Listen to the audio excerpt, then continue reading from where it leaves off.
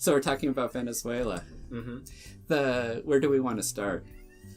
Do we need a history background, or do we just jump into current situation, or do we focus on the hypocrisy of the media coverage? Or because this is one thing that's kind of I was just complaining about propagandistic media outlets, and this is the one thing that's starting to really drive me crazy about what I would consider mainstream media. It's what I consume. It's like the New York Times, NPR, BBC, The Guardian, and stuff like that, and all of them.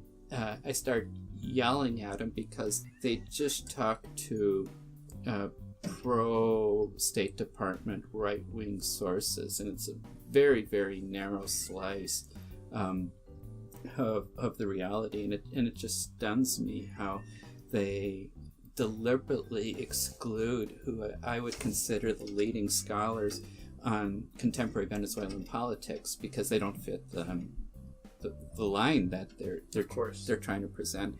And if this were like a Venezuelan or a Russian media source, people would say this is just straight up propaganda. And it just shocks me that people don't look at these sources in the Anglo world and say that this is just straight up propaganda as well, because you're looking at a very narrow slice of what reality is. And what bugs me is that if this is the only source that people have for knowing what's happening in Venezuela, they get a very distorted view of what Venezuela is. Right. So then, what do you think is least known in the public in the West about Venezuela? I think the most important thing, and the thing that's not covered at all, is that the economic collapse in Venezuela is primarily due to draconian U.S. sanctions on the Venezuelan government. And it just is astounding that people ignore this, and so it fits this narrative of socialism is a failure. And I'm a Latin American historian, and so I look at other examples in Latin American history, and there's a lot of parallels with what happened in 1970 when Salvador Allende, an avowed Marxist, was elected in Chile, and Henry Kissinger, Richard Nixon's national security advisor, vowed to make the economy scream. And this is exactly what's happening in Venezuela now. It's like we're going to put the screws on the economy with the intent to have people turn against a left-wing government. And a similar thing happened with sanctions on Nicaragua in the 1980s when the leftist Sandinistas took office, is that we want to make socialism so miserable that nobody ever is going to dare ever want to try this again. And so we get this narrative that socialism inevitably leads to hunger, repression, starvation, and a dictatorship. And if we think about it in a theoretical, abstract, academic sense, I don't know that we can even come to that conclusion, because we haven't seen a socialist government or a socialist experiment that hasn't been put the screws on like that. And so, you can make the reverse argument that maybe it's a mistake to engage in a socialist experiment if you don't have a plan for countering that type of draconian reaction. We see this going back to the civil war in Russia after the Bolshevik Revolution. That's right, yeah. This has always happened like this, and so maybe it's irresponsible to engage in a socialist revolution as long as you have a possibility for a capitalist response that's going to destroy it. But yeah, that's actually one thing that is hypocritical to me, is they're often the criticisms of socialist experiments are economic, that there's this failure, and then the nominal justification is that we're going to improve their economy, but then they do that by imposing sanctions, which undoubtedly hurt the people more than even like the political elite. And it's the hypocrisy of the United States and other people of those ilk talking about the poor Venezuelan people who are suffering under this socialist dictatorship. But the reason why they're having an economic hardship is precisely because of these draconian sanctions that starting with Obama and the Trump administration has imposed. And Yeah. So there's multiple levels of hypocrisy here that are just frustrating and stunning for me. Another one is considering Nicolas Maduro to be an illegitimate president. If we want to talk about illegitimate presidents, let's talk about George W. Bush, who lost an election and took office anyway, Donald Trump, who lost an election and took office anyway. Compared to U.S. elections, Venezuelan elections are much cleaner. Venezuela, starting 20 years ago, set up a model for how to run an election with redundancies, with paper trails, with statistical analysis, so that there can be corruption with incumbency advantages and things like that. But in terms of calling his election fraudulent, in terms of him changing the vote totals, if you understand how the Venezuelan electoral system works, that is impossible to do. And the other level of hypocrisy there that drives me crazy is that Maduro was elected last May under the same electoral regime that the opposition-held National Assembly was elected in 2015. So if you have the same system that elects Maduro, that elects an opposition-led National Assembly, and you're saying Maduro is fraudulently elected, then you also have to admit that the National Assembly, including the guy who's claiming to be President Juan Guaido, that he was also fraudulently elected. Right. And that's another piece that just disappears from the story here. Mm-hmm. So there's this, on the topic of the electoral system, I heard that one of the criticisms of Maduro sort of seizing more power and concentrating in his hands is the creation of the Constitutional Assembly, and how he sort of did that and broke the norm, and how that isn't democratic, or how that essentially was his play to... I forget the entire narrative. I always need to have it in front of me to read through this properly. But so there's a National Assembly that was elected in 2015, and there are things that are fraudulent with it that I keep forgetting that never get reported. And in terms of the people in the assembly were convicted of corruption and took their seats anyway, and so you can make a legitimate argument that the National Assembly is illegitimate, which is why Maduro called for a constitutional convention in order to fix the problem of an illegitimate National Assembly, and so so they had these elections then for a constitutional convention, and there were no barriers on the opposition running, and they don't run, and then they complain that the election is fraudulent. And it leads me to the conclusion that right-wingers and the U.S. administration, the only elections that they recognize as legitimate and valid are the ones that they win, and the ones that they lose they see as illegitimate or as fraudulent. And it's a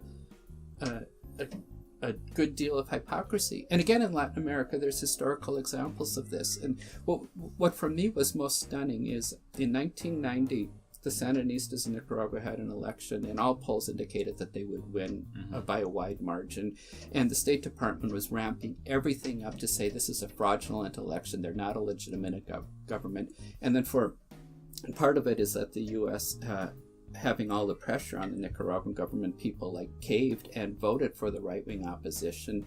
And for me, it was just stunning the morning after the election, listening to people in the State Department doing backflips, trying now to legitimize an election that the day before that they had said was unacceptable, was illegitimate. And it just like hammered home the whole point that this election now that we wanted is legitimate.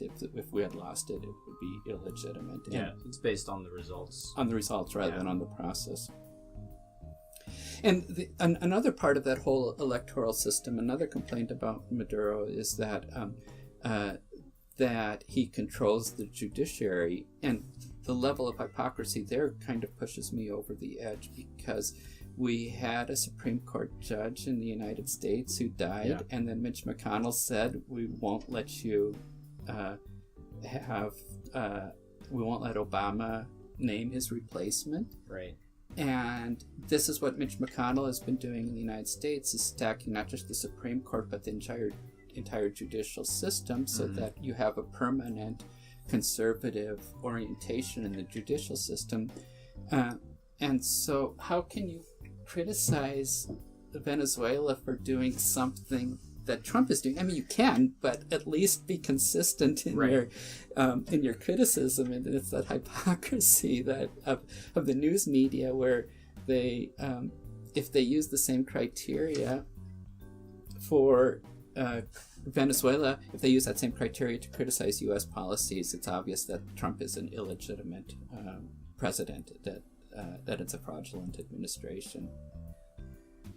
And I can talk about authoritarianism as well. It's like this complaints about the Venezuelan government attacking protesters. I mean, do I need to say anything more than Ferguson? You have political prisoners.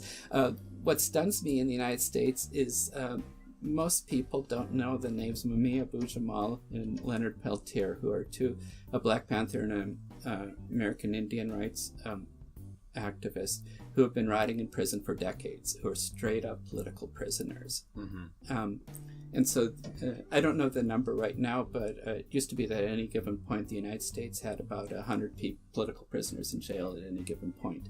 And again, that just gets like written out. And so it doesn't justify repression in Venezuela, but it's a context that gets ignored.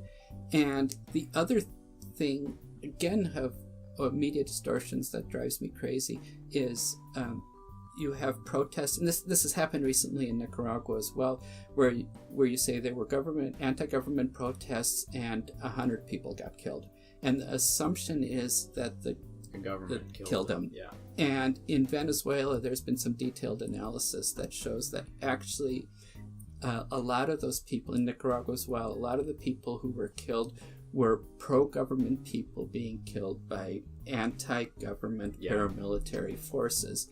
And so in a way you can blame the Maduro government for the deaths, but for me it's a really tortured logic, because if the unrest is because of the draconian sanctions, leads to the unrest, and the sanctions are the fault of the United States, and it's not the government that's killing protesters, but right-wing paramilitary who are killing pro-government people, you are really distorting a narrative to fit your preconceived political assumptions. I guess one of the things that is also talked about is that Maduro is not managing the government properly, or that the government is uninterested in helping the situation, and that they're just sort of the typical corrupt socialist elite who don't actually care, and they're just there for the power. Yeah. But it seems to me that there are numerous programs in place that the government is doing its best, at least in the capability that it has to support. I'm never sure how to talk about this. And partly why I'm not sure how to talk about it. I was in Ghana on a study abroad program when it was the 100th anniversary of Kwame Nkrumah's birth. I think the independence leader in Ghana, and the mainstream media was just on a rampage criticizing Kwame Nkrumah and all the bad things that he did in life.